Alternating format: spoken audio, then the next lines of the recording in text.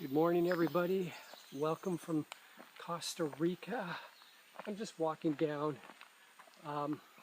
the road from the Luna Lodge. At some point this road ends and it's just dirt road, basically, really rugged. It's amazing driving through it. Anyways,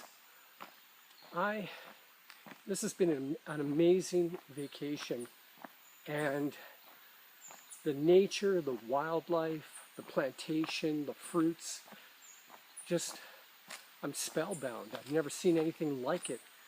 And so as far as eating goes, I've been eating nothing but fruit during the day until 7 o'clock in the evening. And so what kind of fruit have I been eating? I've been eating bananas, of course,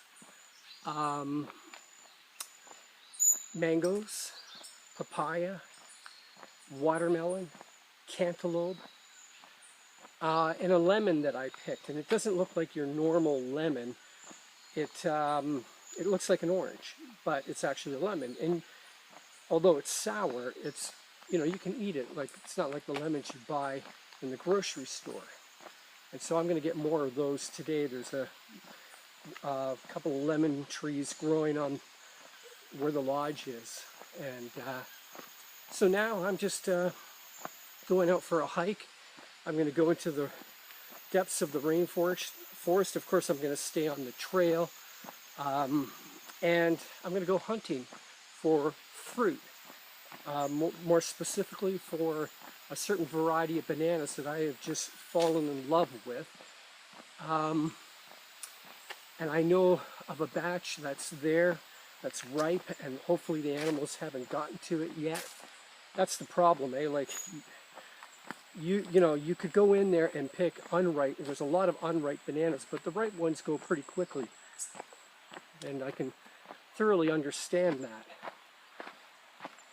But I'm telling you, this vacation has been transformative. What can I say?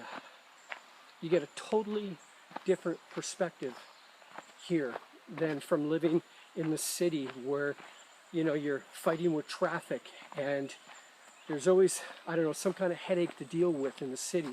There's a level of anxiety. You're not even aware of it. It's like the humming of your refrigerator. You're not aware of it until, the power goes out, and then you suddenly think, hey, it's very quiet. And that's kind of like what it's out here. This is not a tourist area. There's no hotels out here. There's no resorts. I mean, there's other, like, you might find a bed and breakfast, or you might find other kinds of lodges here, but not very many. And it really is remote. There's only one road that gets you out to Karate. That's where Luna Lodge is.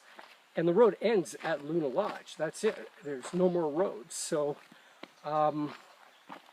it's just an amazing place to be. Like, and at nighttime, it's so quiet and dark. Unbelievable. The tent I'm in, I don't even put the shutters down. So it's like almost like sleeping outdoors, just with netted windows.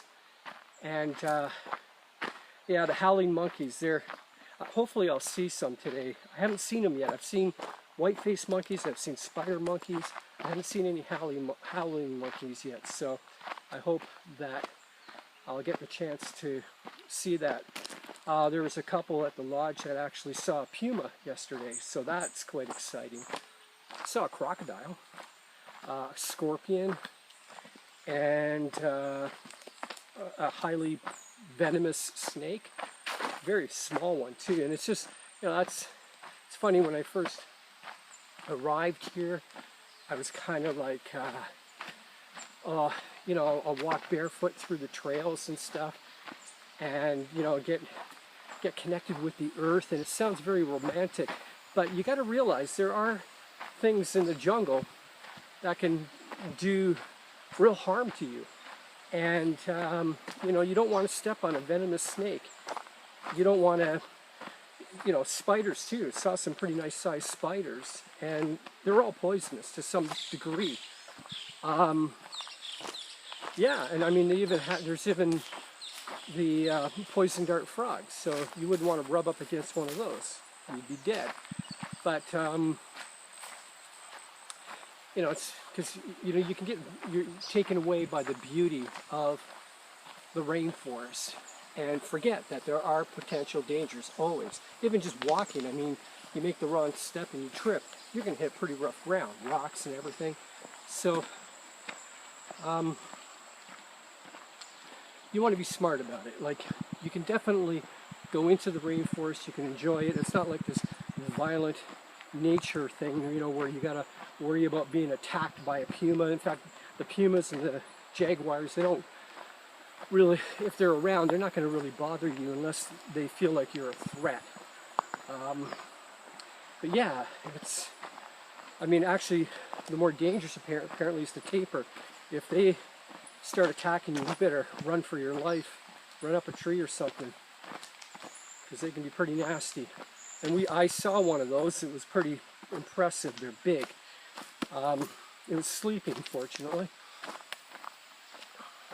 Saw bats as well, fruit bats. And that's an interesting thing too. You know, we think of monkeys as being fruitarians. There are no fruitarian monkeys here. They do eat fruit, but they eat branches, they eat leaves, they eat larvae, insects, and they love bats. That's a delicacy for them. So they're actually more like omnivores. It's what I find rather interesting, because it's not like there's a shortage of fruit in the jungle for them, but that's not necessarily what they bulk up on for the most part. It's other things, like the howling monkey. Apparently, they just basically eat branches. They don't even bother with the leaves. They just eat the branches. So it's interesting. I have to cross a river now. Yeah, that's another thing too. No bridges, so there's all these rivers you got to drive through to get to the lodge. Like, this is truly remote. Yesterday I went surfing. I didn't get any footage though out there because, well, I was busy surfing and I fell a lot. It was hard for me to get my legs wide enough to balance the board. I did a few times manage to stay up there, but yeah, it'll take more than one session to get the hang of it.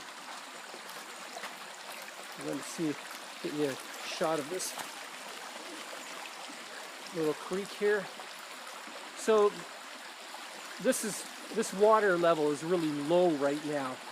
During the rain season, it's going to be a lot higher and more difficult to drive through. Apparently, they closed the lodge for about a month in October because the water levels are just too high. But the green season is supposed to be quite beautiful here too. It's very lush. I mean, you think this is lush, but it's nothing like the green season.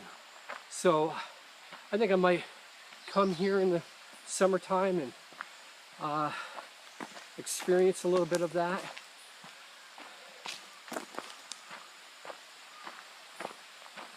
The air as well, I mean, we're talking oxygen rich. Unbelievable. Like I said, it's a transformative experience. I've also had, you know, it's been a time of meditation as well, of yoga, stretching the body out, expanding.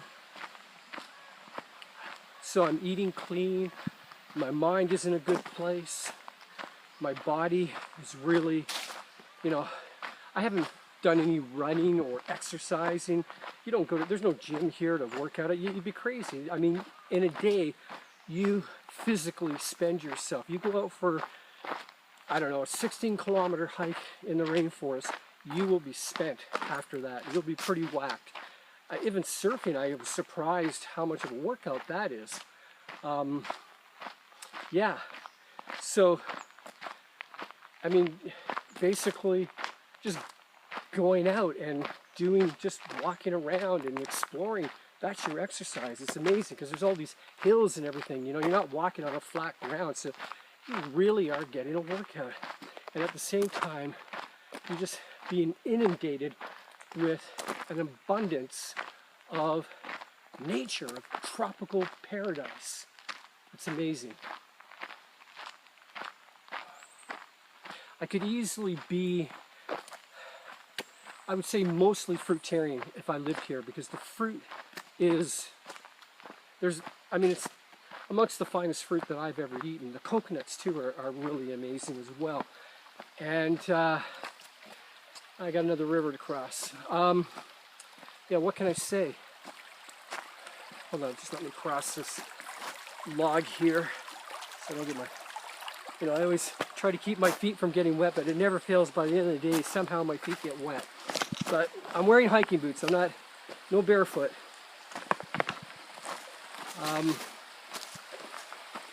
Yeah, what was I going to say? The fruit. Yeah, I could definitely eat mostly fruit here, no problem at all. But interestingly enough, by 7 o'clock in the evening, I do crave something more savory. And so, you know, I like to be able to eat maybe some rice or some potatoes with some salad or a lentil soup or something like that. And what can I say? I mean, it's just, all the food here is locally grown. It's organic. Yeah.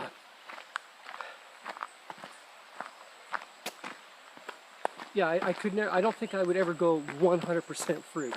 And I don't think it's necessary. But, you know, like, a lot of people that are 100% raw and mostly fruitarian, they too eat savory foods as well. They have, but they use dehydrators, or they'll do like a raw soup. And I gotta confess, I'm not, I don't really care much for the dehydrated raw dishes, and I don't really care much for raw soup. I like my soup cooked.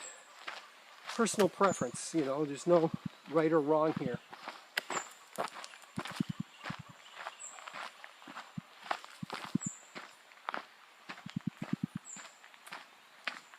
So I'm gonna shut the camera off, and I'll meet up with you guys in the rainforest. Take care.